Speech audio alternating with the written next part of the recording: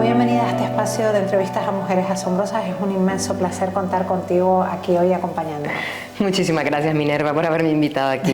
Daura es nuestra invitada de hoy, doctora en Ciencias del Mar y profesora de la Universidad de Las Palmas de Gran Canaria del Departamento de Química, con 18 años de experiencia en docencia universitaria, aquí donde te vemos, y amplia experiencia investigadora en diferentes campos, con un perfil muy multidisciplinar, como vamos a descubrir en este ratito que vamos a compartir contigo. Me encantaría plantearte la siguiente pregunta, porque Daura sabe de dónde viene, pero sobre todo a dónde va, ¿verdad? Cuéntanos ese enfoque en tu vida, Daura. Sí, la verdad es que desde muy pronto tuve claro que quería ser investigadora, incluso cuando no tenía ni idea qué significaba eso. Me gusta la química desde los 9 años, desde que quemé una mesa de cocina a mi madre, quedó la mancha durante varios años, y me encantaba el descubrir, el entender los procesos, y eso de la ciencia, de ser científica, era una figura que me gustaba mucho, y bueno, obviamente vas descubriendo con el tiempo qué refiere eso. Y desde que empecé la carrera tenía claro que esa era mi vocación, la docencia y la investigación. Sería interesante analizar la vocación, ¿no?, dentro del mundo de la investigación universitaria. ¡Wow!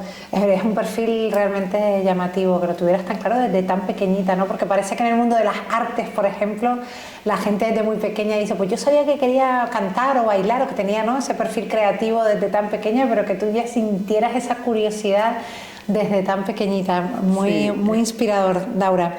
Hace poco leía un titular en un medio relevante que decía textualmente, leo: Canarias crea una técnica pionera para detectar documentos falsos a través de la tinta de bolígrafos. ¿Qué tienes que ver con esto, Daura? Sí, en tu introducción me decías que tenía un perfil multidisciplinar. Yo pertenezco realmente a la Facultad de Ciencias del Mar en Química, pero desde luego ese titular parece que no tendría nada que ver conmigo, y desde luego tiene mucho que ver. Yo colaboro en investigación con el Instituto Canario de Análisis Criminológico, y nuestra principal línea de investigación, aunque no es la única en esa colaboración, es la datación de documentos manuscritos. Eso lo que quiere decir es identificar la fecha en la que un documento fue elaborado a partir del análisis químico de la tinta.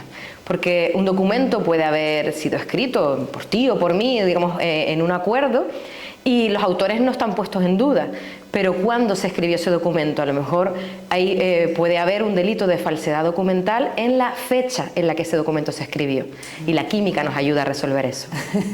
La química y la labor investigadora, ¿no? Porque cuéntanos un poquito más. Se trata de un proyecto tremendamente innovador, ¿verdad? ¿Existe algo parecido en el mundo?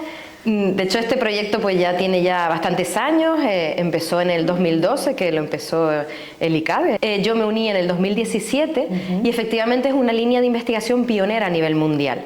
Hay algunos investigadores en otras partes del planeta, y sobre todo en Alemania son punteros, en Estados Unidos también, pero no han ido tan lejos como hemos ido nosotros en este desarrollo de la línea de investigación, y ahora mismo somos referentes a nivel mundial. Wow, enhorabuena.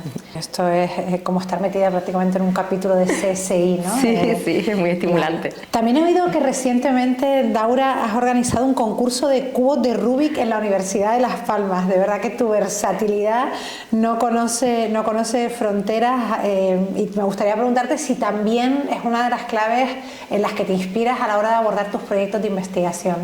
Sí, de hecho la multidisciplinaridad me va en la sangre.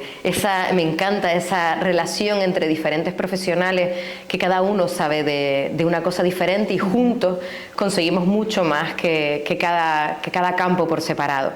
En el caso particular del Rubik, bueno, se me juntó la parte personal con la profesional, porque la fanática del Rubik es mi hija y no yo, pero en la parte institucional, desde luego la apuesta desde la ULPGC fue clara, porque el cubo Rubik es una herramienta que permite el fomento de lo que se llama las áreas STEAM, esas áreas de ciencia, de tecnología, de matemáticas. Y aunque en la universidad todos sabemos que los alumnos entran con 18 años, es muy importante hacer un esfuerzo previo a esa edad para atraer ese talento científico, esa motivación en la innovación y esa vocación. la tenemos que despertar mucho antes, si no llegamos tarde. Desde la primera infancia, ¿no? Ahí Sí. con juegos matemáticos como el cubo de Rubik. Me gustaría preguntarte cómo ves el papel de las mujeres en la ciencia, ya que has hecho referencia cuando nos hablabas de las áreas STEAM. Y me gustaría también preguntarte qué le dirías a tu hija a la hora de decidir a qué quiere dedicarse, si por ejemplo barajara dedicarse a una carrera de este tipo. Bueno, respecto a la primera pregunta, el papel de la mujer en la ciencia es clave y necesario. Es verdad que bueno, se habla mucho del techo de cristal, que yo creo que, y es una opinión obviamente personal, va más relacionado con la maternidad que con el género, pero insisto, eso es una opinión en que muchos podrían rebatirlo y totalmente, digamos, abierta a esa discusión. Porque bueno, una vez nos convertimos en madre, al final el tiempo es el que es y la conciliación yo creo que no existe, o sea, no se pueden hacer dos cosas a la vez, o estás en un lado o estás en otro, con lo cual ahí lo que queda es elegir, no conciliar. Pero bueno, ahí lo dejo en base a elecciones personales. Y respecto a la pregunta de mi hija, cuando yo era más pequeña, cuando era pequeña y te hacen esa lección, un poco tradicionalmente te decían, bueno, elige aquello que tenga salida, ¿no? Era un poco la frase tipiquísima, oída todavía a día de hoy, aunque ya tiene bastantes décadas. Cuando en realidad, cuando una persona, un joven, empieza una carrera, no se tiene ni idea qué salida va a haber cuando termine. Exacto. Porque nadie sabe lo que va a ocurrir en 6, 8 o 10 años. Entonces yo a mis hijos les intento decir, no, trabaja en aquello que haría gratis.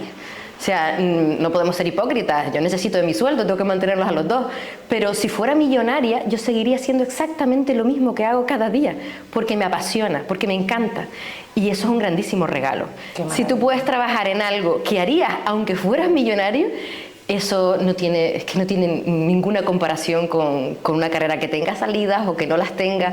Es vocacional, es pasional. Totalmente. No sé si quedarme con la de qué harías si fueras millonario o qué harías gratis, que también me gusta mucho. O sea, es un enfoque desde la otra perspectiva de exactamente lo mismo. En el fondo es la misma. Que te hace vibrar, ¿no? Exacto. Claro, es la misma porque si eres millonario no necesitas nada y entonces lo harías gratis. Exacto. Entonces al final es la misma aproximación de dos enfoques, obviamente. Completamente. Qué inspiradora. Muchas gracias, Daura, por esos tips. Si tuvieras una varita mágica y pudieses hablar con alguna mujer a la que admiras en particular y hacerle una pregunta, ¿cuál sería y quién sería esa mujer referente?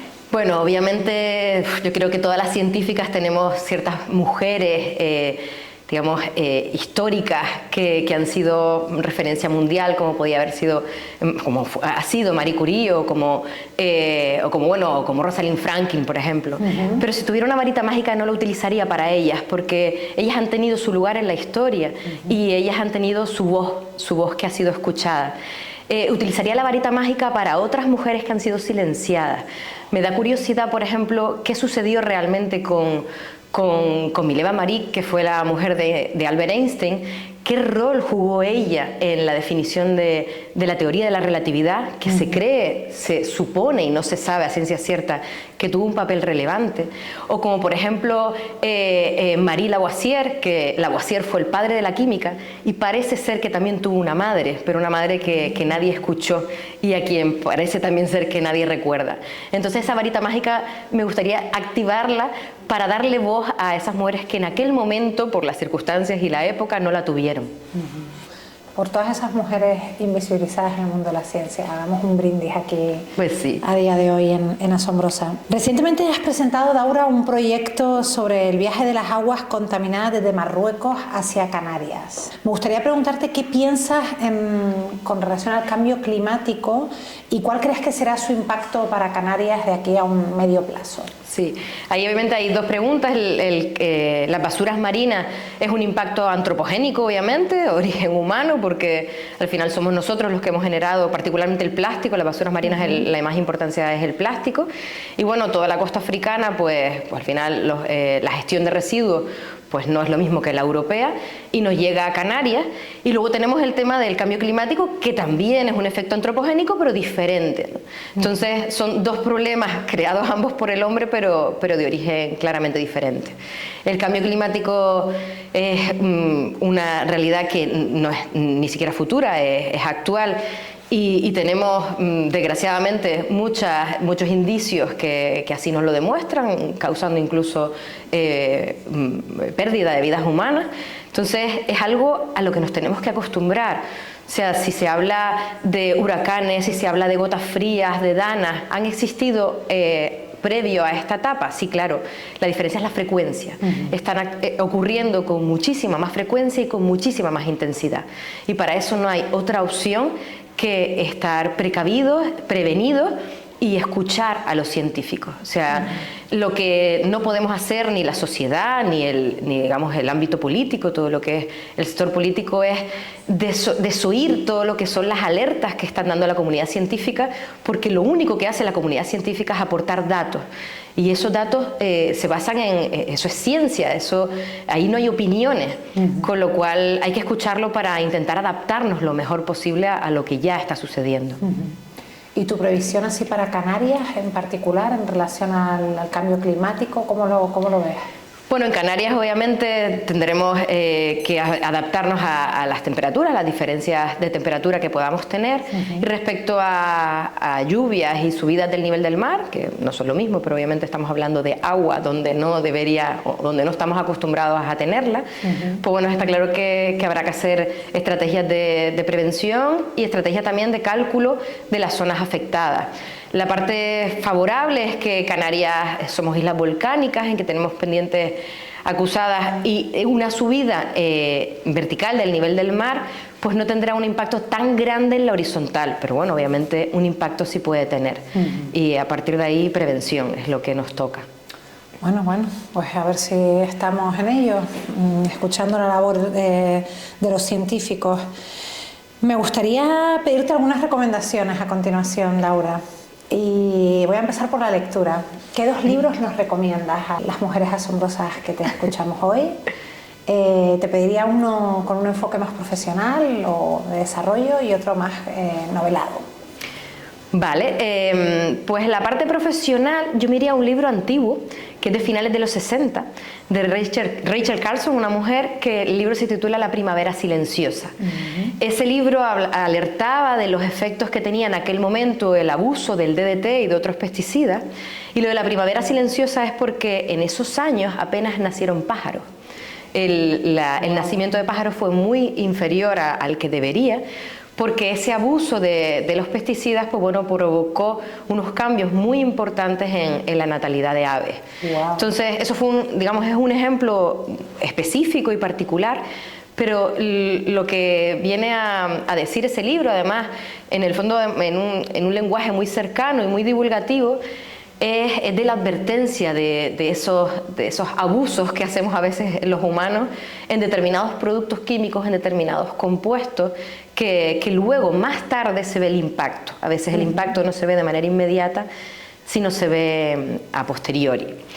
Y el otro libro, ya más para no tiempo laboral, sino para esa parte de ocio, pues a lo mejor me iría uno de Almudena Grandes, como podría ser uno de los últimos de Los tiempos difíciles, que bueno, además ese coincidió hecho un poco a medias entre su fallecimiento y con su marido a posteriori, y habla de una mujer resiliente, valiente y empática que tiró del carro como tantísimas mujeres en épocas, en este caso de posguerra, en épocas duras, pero las épocas duras no son solo de posguerra, sino podríamos extenderlos a muchos otros momentos. Entonces, por esas mujeres que tiran del carro. Por esas mujeres que tiran del carro. Y si te pregunto por tu serie o tu podcast favorito.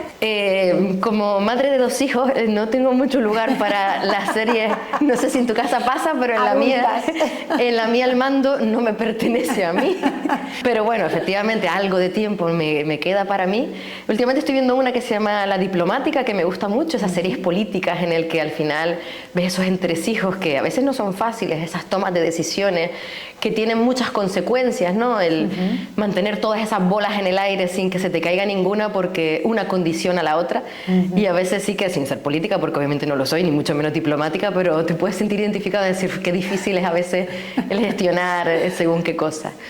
Y podcast no puedo recomendar otro que no sea el de las asociadas a la radio o el EPGC, como es obviamente el de conciencia o el de innovación abierta que se hace desde la institución. Muchas gracias, querida. Es que ese podcast lo presento yo con mi compañero Moisés Santana y hace poco entrevistamos a Daura hace un par de meses, yo creo, aproximadamente. Sí. Déjame cerrar preguntándote una cosita última, y es: ¿cuál es tu palabra favorita? Mi palabra. Tu palabra favorita. Pues me pones ahí en un aprieto. Supongo que últimamente es necesario que sea la empatía, porque a veces cuesta ponernos en el lugar del otro. Y bueno, y a mí me gusta mucho también la palabra de la resiliencia, que ahora además en estos tiempos que estamos viviendo puede que sea altamente necesario, porque no me iba a ir a palabras ya que son del ámbito como podía ser la innovación o la ciencia propiamente, que ya digamos pecaría mucho de meterme en mi terreno totalmente. Muchísimas gracias, Daura Vega, asombrosa como siempre, eres pura inspiración, querida. Muchísimas gracias, Minerva, tú también lo eres.